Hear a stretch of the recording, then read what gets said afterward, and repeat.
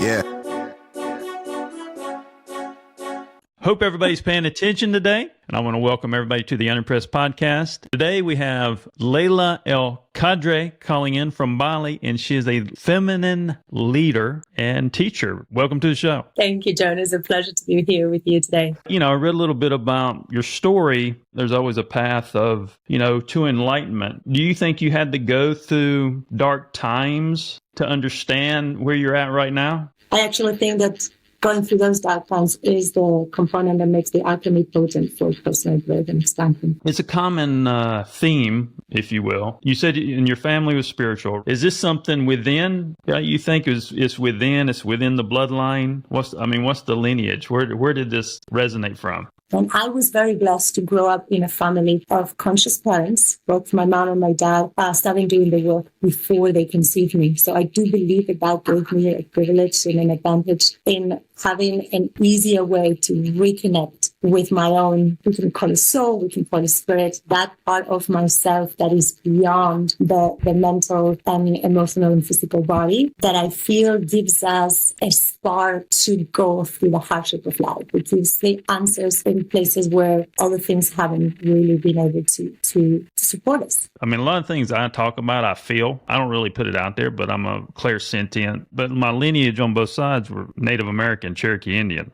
Like if you have a lineage or whatever, how do we encompass each situation that may be a different percentage of what needs to be fixed or not fixed? How do you measure that? How do you understand that for yourself? Is it something you feel? Does that make sense? Yes. So I love that you share your heritage and your background, because that also gives me permission to share mine. My father is from the north of Morocco, from the Berber tribes. And his mother, my grandmother, who had 9 children, was what we would call today the shaman of the tribe. The Berber tribes are nomadic groups, and particularly my lineage had already settled down in the north of Morocco in the Rift Mountains. And she was called the shaman.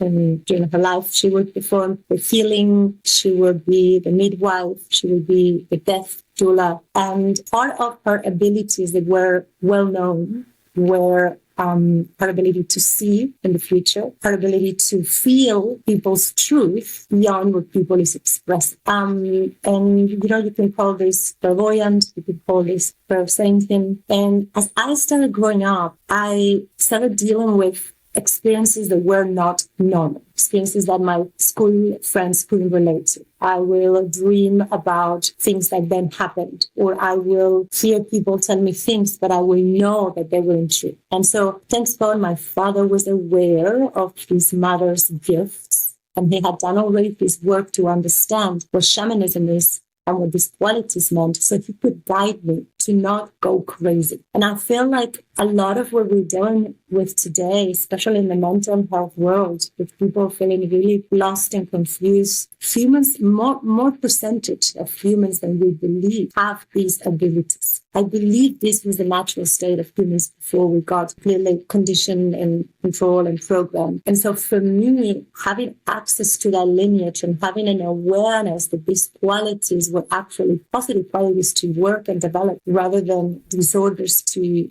fix was a big piece of my own evolution. So when you say, how do I encompass it? What I hear is, how can we bring into our everyday life the mundane and the sacred, the purely 3D rational experience and the metaphysical world? And in my experience, not separating this, having a conversation that brings it all to the table has been the most liberating approach, to not feel a victim of what otherwise is actually a gift, just needs to be developed and cultivated. Well, the reason I say that, I think that narrative needs to be out front, because, I've been around this, a long time. 10 years, I thought it was bullshit. And then next 10 years, I started getting healthy. And then all of a sudden, I'm this guy that my friends wanted to be, but I never thought I was going to be that guy. You know, it's like I didn't ask for this. There's a lot of space in the middle, and some of that narrative in the middle, even in the spiritual space, I think is nonsense to some extent. So I think like leading with what you're saying, I think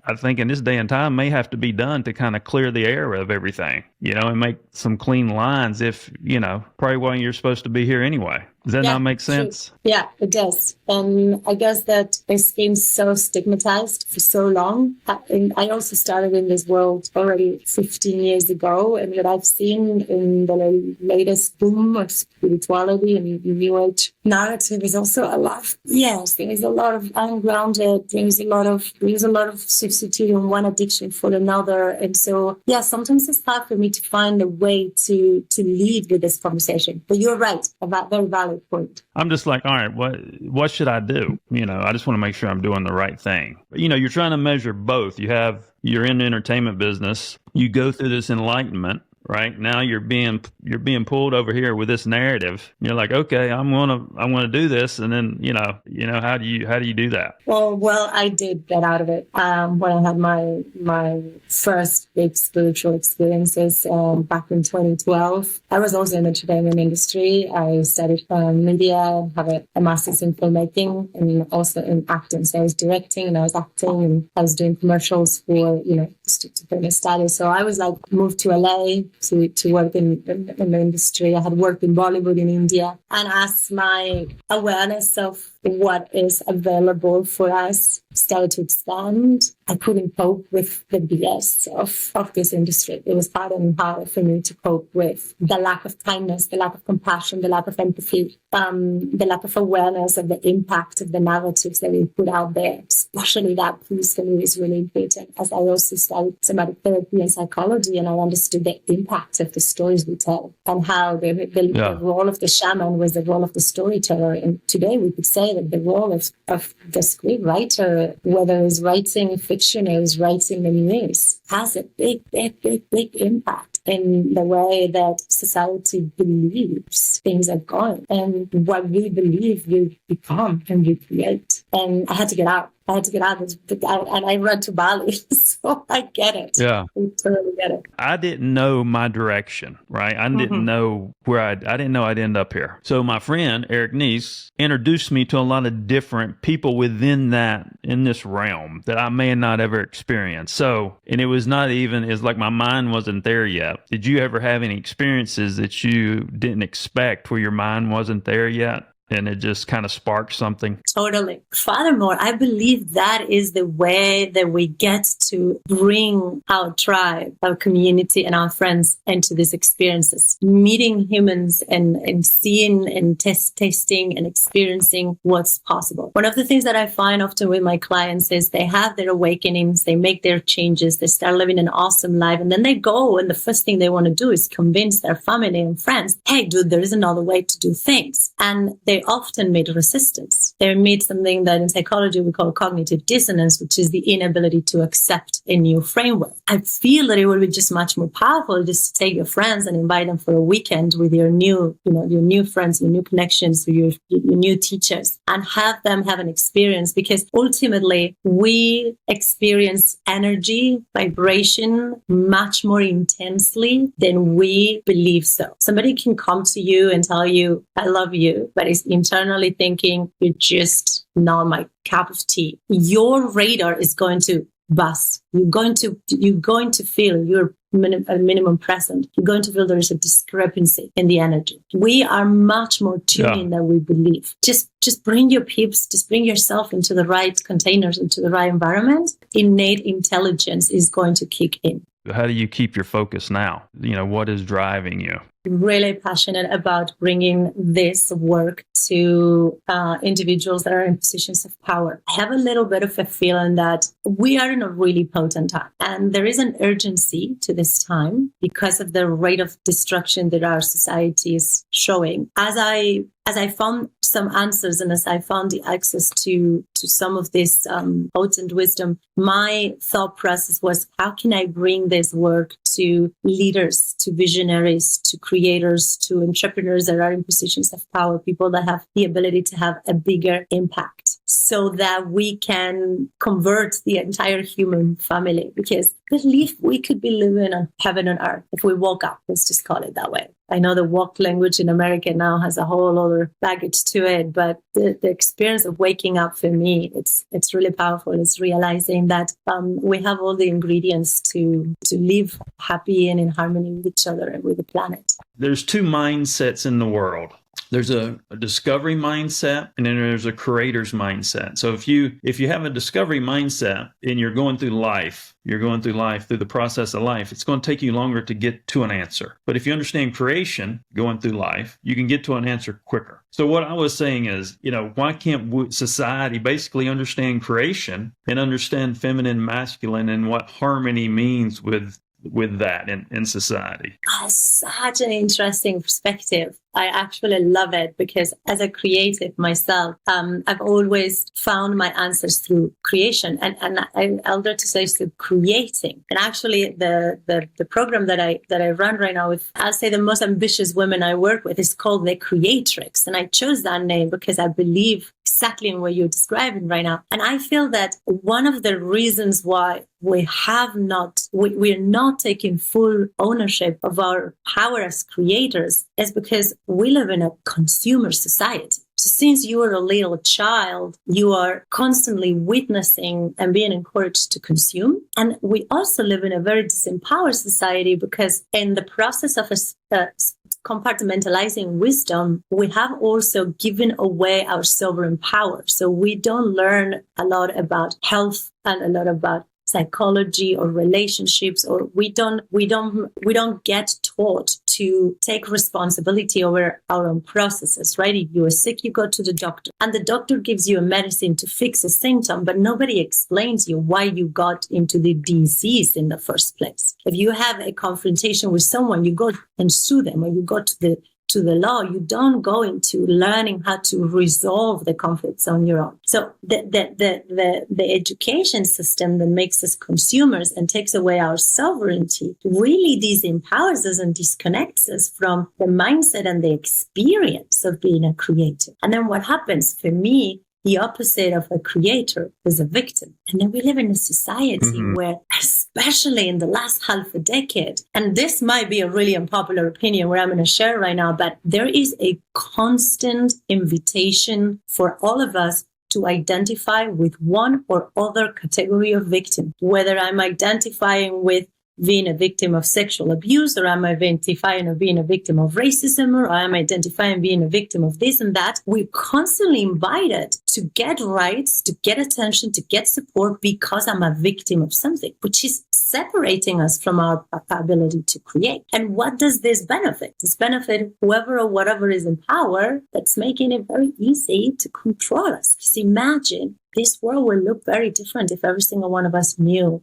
I'm a creator and I can create. Well, it's foundational. But if you think about the Newtonian model of reality, that has been a foundational thing that put us behind the curve. Things we're not supposed to be manipulated. To be manipulated. We're supposed to understand what we got and how to use it to our advantage. I'm not a religious person in the sense that I grew up learning about religion. My mother's Christian, my father's Muslim. They would read us the Quran and the Bible alternating days. So I could also see that both books speak the same message. So I never identify with a religion, but I learned through this narrative wisdom that has been passed throughout generations for thousands of years. And there's one very interesting common thread throughout pretty much all religions and life philosophies like Taoism. And is that we were made in the image of God. It's almost like we are small replicas of the Creator. And I wonder why that piece of wisdom was so carefully introduced there in the wisdom that was passed throughout generations. And I think a big piece of it is that in order for the life form that we are to keep evolving, we need to keep creating. Just like in the beginning of time, there was an amoeba that decided to somehow to become something else. I'm right now studying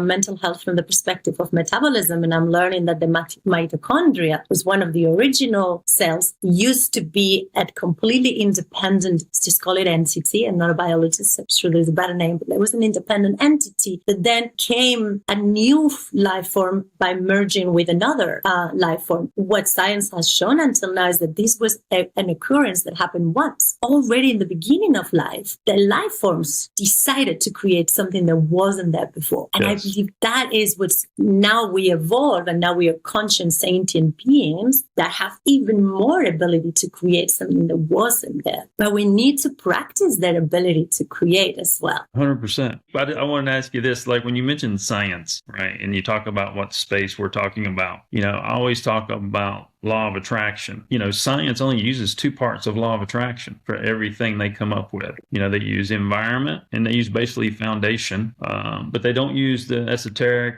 part, sensitive part, which I think can be broken down mathematically if you understand the quantum grid. How do we get that implemented? What you're saying is that science only uses two parts of the equation, which one is the third one? Esoteric sensibilities. That's the third part they don't utilize. So if the piece that melds life and makes you understand humanity, the answers that science has given us are not right. Absolutely. And I will never advise anybody or myself to go about life just based on science. I didn't want to put you on the spot with the science question, but I get pretty deep because I rationalize things from a foundational standpoint. So if you understood creation from the beginning to the human, because it's tied to our pineal gland, and you understood that mathematically, you could see what humanity did wrong. Like the new realm of physics, you know what I'm saying? Because we're operating in an old model of physics. So what you are suggesting is that what humanity did wrong is it forgot the connection to that which we can't see.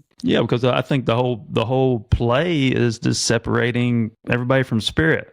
I'm going to get personal here, and I believe that when we share from vulnerabilities, when we can really serve each other. I have been struggling with depression in the last year. I went through a breakup at the end of last year, and it just took me really deep down the rabbit hole. And in that process, my physical health also deteriorated. I started getting less and less access to my spiritual gifts. In the last couple of months, I took back the reins of my life. I remember I was actually really blessed by one of my old clients showing up in my life out of a beautiful synchronicity and looking at me and saying, you need to be reminded of who you are and what you're here to do, because you changed my life 10 years ago. And I'm just here to remind you now. And so in that process of remembering, the first thing I did, because I'm a somatic therapist, I went straight to the body first. I healed the body. I started eating well. I started going to the gym. I started going back into nature. I took care of the purely physical, if you could, scientific part of my experience. And as I healed the body,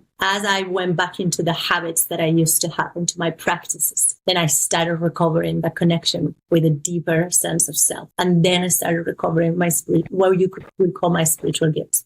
My intuition came back. My ability to see came back. And that sense of connection with the divine that carries me through and gives me access to what we would call my potential came back. In a way, I feel like every single truth that's worth learning is a paradox in this reality. In a way, I believe that the access to that spirit, the access for us humans in today's world is going to go through the body. It's almost like in order to go up to spirit, we need to go deep into the body. And this is why I'm seeing something that is alarming in the spiritual New Age culture, which is a lot of disconnection from the body, a lot of wanting to get into higher states of consciousness, while we are dragging a body that is blocked, that is toxic, that is traumatized. And if we believe that we are souls incarnated, there is a reason why we are incarnated. And the incarnation, the embodiment, has a major key for our awakening. I think it's tied to creation from the beginning. It's very hard to people comprehend that, but it's like, it seems normal to me. Yeah, and it's also the experience that we have, right? Is the operational system. Everything needs to be accessed through the body. Because when I went into the realm of somatics, I understood that everything that we're trying to activate, solve, clear, process, it's anchored in the body. It's anchored in the memory of the body. And so in a way, it's almost also the most spiritual path. Something just aligned with me. Just like, I don't know, I just thought about this. So if you're thinking about, when I said you're thinking about science uses two parts. They use environment and basically foundation. So if you think about that, the things that we get in society, we understand our environment. The things we get in our society can work with the non-conscious, but anything past the non-conscious doesn't align at all with society. That's where the separation comes at the core. When you think about it, I mean, that just popped in my head, but if you think about that, it kind of aligns through society. It's layered through society. If they're using two parts, environment and foundation, and the play is to separate man from spirit because there's healing powers there or whatever, right? The whole thing stops there, the whole grid. In our Western capitalist society. And I'm saying Western, but I live in Asia and it's taken over. This is why we had in the beginning of the podcast, you mentioned your indigenous ancestry and I mentioned mine. And every single one of us, no matter where you're in the world, you have an indigenous ancestry. You might just need to dig a little deeper. Back there, society did have that third leg. It was the biggest. It was the center. In the center of even the way we organize ourselves in space and time. Both our villages, but also our calendars were organized around the fire. They were organized around the events, the cosmic events that brought us in connection with that metaphysical world. It was the shaman who had the power in the village. So we were recognizing that higher power. But as we evolved and got into this current society that we live in today, we got more and more disconnected. That's why the access point to everything you and I are talking about today is the spiritual awakening. If you haven't had an experience of waking up to something else, you probably are not here and listening to us right now, or you're thinking that we lost it completely. The same perception, like if I get around somebody, even though you're in Bali, if I get around somebody that has a lot of energy around them, scalar energy starts coming out of my right hand. I don't feel it particularly in my hands, but I have a very strong sense of it as well. For me, it's hearing. Before I learned to work with it was really driving me nuts because I can hear things. So you're auditory. Yeah, among other things. But it's been opening in different senses. I was communicated to something on the other side, and it made me understand low-level energy. So like a soul retrieval, right? Got rid of it. It's a low-level energy. You mean like a low frequency energy? I don't know, and I don't know how to get back there. I naturally knew what to do, and it worked, and don't even know where that came from. You choose if you want to share this with a broader audience. I trust you. I actually have been experiencing this. I used to experience it really strong when I was a child. As I became a teenager and my energy levels became bigger, it became too much. So I found ways to numb it. And then as I detoxed my system and grew spiritually as well, I've been having it much more. And it's become a bit intense to what I have been into accidents lately, just driving my vehicle on a highway, on a street. And here in Bali, there's a lot of motorbikes and just a person on the floor that is just after an impact that is dying and their soul pulled me. And it's very intense. It pulls me like it's impossible to deny the experience, and I'm completely sober. And the soul is confused, is lost, and it wants support. And it was really confronting because the way here things are is when someone is in that situation, they don't touch him. They create space around and they call the ambulance or whatever, but the person is alone. And all I could hear was, come close and help me. I need help. So I don't have an answer for you of how do we actually control that. I believe that as we become stronger in our groundedness, as we become more and more solid in this 3D world, then we can visit those realms with more sovereignty, without fear, without getting lost, without... I mean, that's what it is. It's fear. The only way that survives is if you give it fear. And I think if you have no fear, it doesn't have anything. Fear is a fraction of source. Everything is a fractional piece of creation, right? So the energy around that fractional piece of creation is not as strong as source, and you're source. Absolutely. And if you were talking lower vibrational frequencies, fear is one of the denser ones, right? You can die from fear because it slows down your frequency so much that you're no longer able to live. And yet in this phase of my life, I'm wanting to not eliminate any of it as wrong. I'm like, what is the place of fear? What is the wisdom that fear brings us? Those beings that inhabit those lower frequencies, what is the purpose? Why are they there? Rather than, because a big part of my spiritual journey was all about keeping the highest frequency possible and being in the highest frequency possible. But that is still denying a big part of reality. I think it's trauma. This low level energy, I mean, it kind of, they're in the same process. They're just in a lower prong, and the only thing they can survive off of is fear. Those attachments are parts of your soul you lost. So I think if you can get those parts of your soul back for that, whatever created that situation, I think that's how you get it back. You just got to get the pieces of your soul back. For me, in my experience, it's being able to remain sovereign in them. It's already the path to reclaim them, right? Something that happens in those lower states of fear is that we don't feel in control. We don't feel sovereign. We don't feel like creators. But if there is a moment of consciousness that can awaken there and be in a state of fear, because that's the state you're in, but with full awareness and connection to your sovereignty, connection to your essence, connection to source, then there is a reclamation that happens. And one of your first questions today was, do you believe we need to go through the shadows in order to grow? And my answer was, I don't believe there is a way without going through that.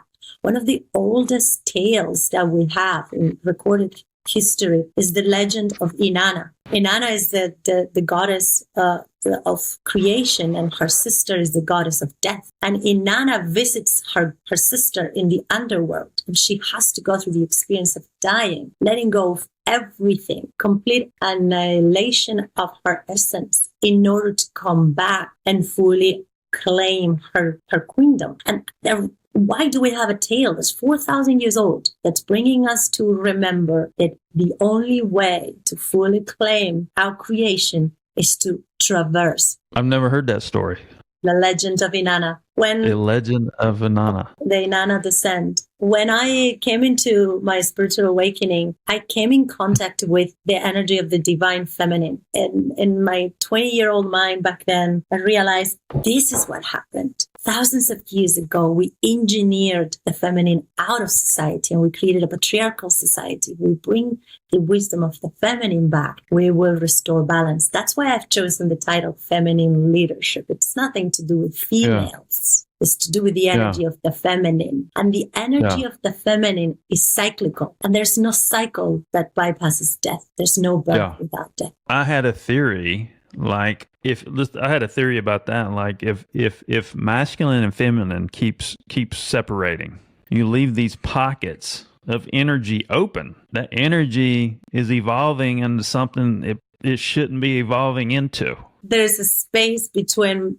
masculine and feminine? Yeah, there's like a space because it's not balanced, and it's not balanced today, right? You have energy that's supposed to be one and it's separated. So you have all this open air of energy because it's separated. That fractional energy, since it's not one, is creating things it shouldn't be creating, whatever that is. Yeah, it's an interesting theory because the universe tends to want to fill in space, right? The way I look at masculine and feminine, and I'm more and more really wanting to call it yin and yang, because we have this big gender narrative right now going on that's a little frazzling. So I want to take it away from gender identity and from biological reality. If masculine and feminine are two qualities of the energy, the polarity of the universe, and yin and yang work better. And if we look at the way that Tao is represented, the yin and yang, some 5,000 years ago, they made sure to include the little dot in the other side of the energy. It's not for aesthetic purposes. It's because without the integration, there is what you're saying. There's that empty space in between. There's that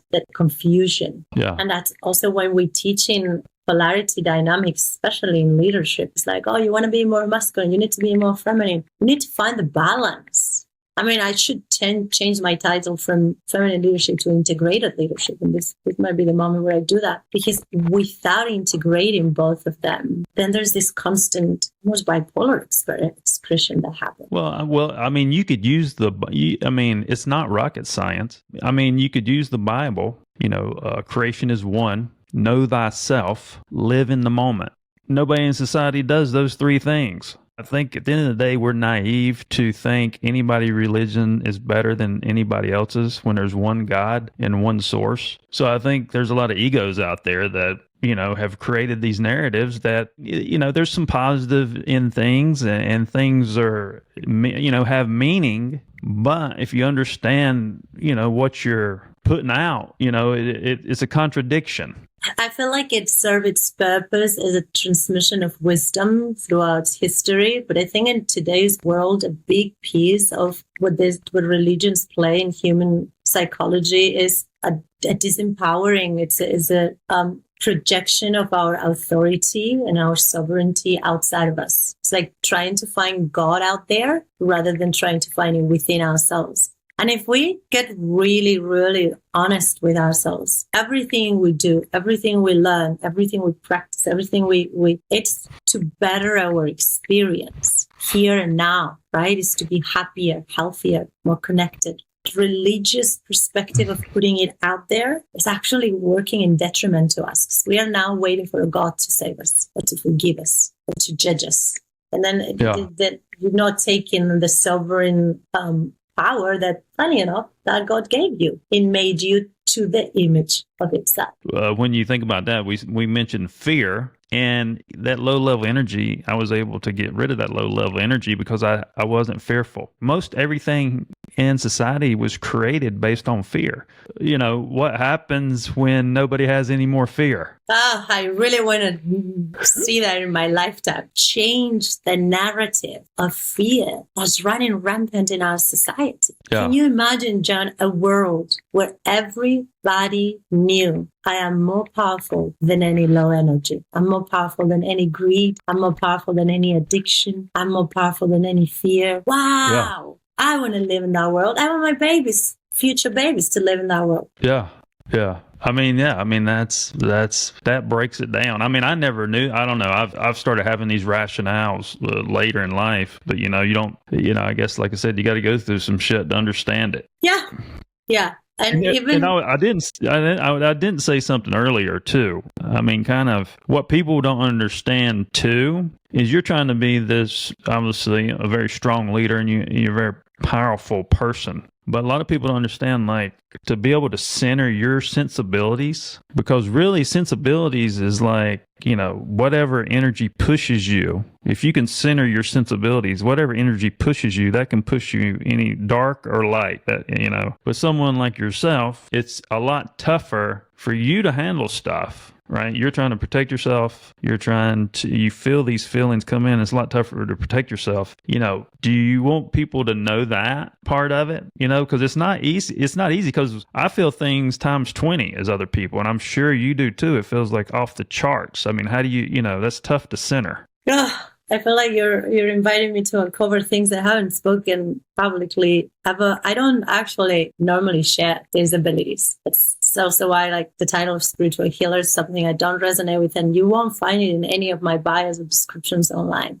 I keep it very private because it is intense. It is intense. Yeah. And it is especially intense when another being comes for help, when they know that you can hear them, when they know you can feel them, and they can see them. It's almost like there's no room to say no. And I had a very tight stance with mental health for a lot, big chunks of my life. To keep that center when you can feel what people is feeling rather than just hearing their words. It's very powerful as well, both in personal and professional life, because you can't lie to me. In interpersonal relationships, it's like once you learn to navigate it, it's amazing. Because my friendships, my friendships are just the most amazing human beings because I have a radar, and as a mentor also, like, the client has no way to hide both their shit, but also their light. But yes, to navigate everyday life, and especially with this, since COVID, with this massive waves of collective psychosis, I think this is the reason why I keep traveling the world, but at my base is in Bali, because up until now, this was a peaceful bubble. Up until now it's changing. Do you think the feminine energies on that side of the world?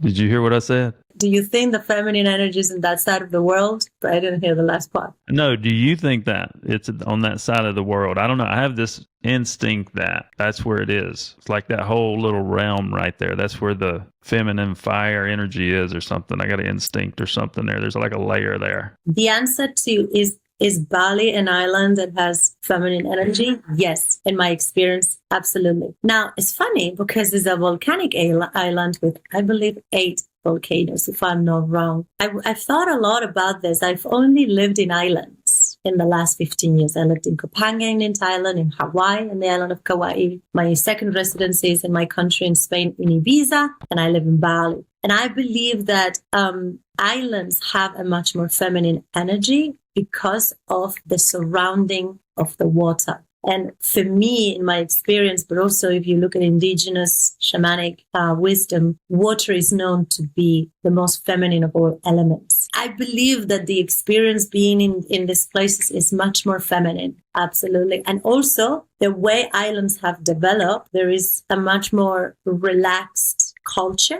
that's way less goal-oriented and much more process-oriented, which is one of the main differences between the yin and yang energies. You know, when a client comes to you, what kind of experiences or stories do you have with clients and what they're dealing with? In general, when they come to me, is because they are ready to find their voice, the source of their power, the source of their creativity. And they're ready to step into the world as leaders and share that with the world. In that journey of, okay, where's my power? How do I find it and embody it? And then also, how do I share it with the world? Some of the most burning things that we work with are conditioning. All the beliefs and the experiences that we carry that condition us and separate us from the source of that power. And that can be religious conditioning, that can be cultural conditioning, that often is experiential, very, very often is very deeply ingrained narratives of scarcity that are across cultures, that even if in a surface level, we've got to the place of, I love money and I want to make money and I'm ready to receive money, but then why am I not? And then we dig deep and very deep in the subconscious. The programs of scarcity run so deep. And no wonder it's one of the ways that we have been controlled throughout history. Family still in Spain? Yes, both my parents have retired and they live in the north of Spain in a Tibetan Buddhist monastery. And what is the lineage? So my father is Berber. He comes from the Amazic tribes in the north of Morocco. And before these tribes were conquered by the Muslim nations, they had a shamanic wisdom. So from that place, I got my connection to shamanism. And my mother is Spanish, and it's interesting because her grandmother was what we call a witch, una bruja. She was una vidente, which is a clairvoyant. She was reading the cards and also doing magic. And she was actually ostracized because in a very Christian Catholic Spain, that was really not well seen. So I feel like it actually, in my case, it comes from both lineages. Since you're asking about family, I want to just take a moment to really send profound gratitude to both my parents, who probably will never listen to a podcast because they don't speak English that well. But the work they have done, the dedication that they have put into doing their own personal work, and even still today. And I want to say this to all parents out there in the world: every drop of time, energy, and resources you invest in growing personally and spiritually is a gift to your kids, the greatest gift. And I believe it works even if they don't know about it. Like since my parents are in the Buddhist monastery, I feel better. And I believe that is because we are connected in the DNA that we share with our bloodlines is one of the strongest connections we have. And it works backwards and forward. And so when my parents center themselves, when they find their inner peace, it affects both my brother and I. I can feel it. It's clear for me. Like if I talk to somebody long enough, I can tell what their lineage is for some reason. It just pops into my head. That's one of the ways I'm working right now with my clients. As I mentioned, I work with women who have a desire to find their power and to find their mission and to really step in the world and share it with the world, right? To make the world a better place. A lot of the movement, the energy that moves through these individuals is a forward movement energy, right? It's like, let me go have an impact in the world. Let me create my business. I developed my business and leadership mentorship in the last decade, very focusing, creating forward and moving into the world. And one thing I realized is we can only move forward as much as we have looked backwards. It's just like a tree can only grow up as much as the roots have gone down. And so there is a new movement. I mean, it's not new, but I believe it's becoming more and more mainstream of looking into our indigenous lineages and really learning where do we come from and understanding what is the wisdom, but also what is the trauma that we carry from those lineages, because it's different in every single one of us. And understanding that trauma is also, sometimes people ask me, well,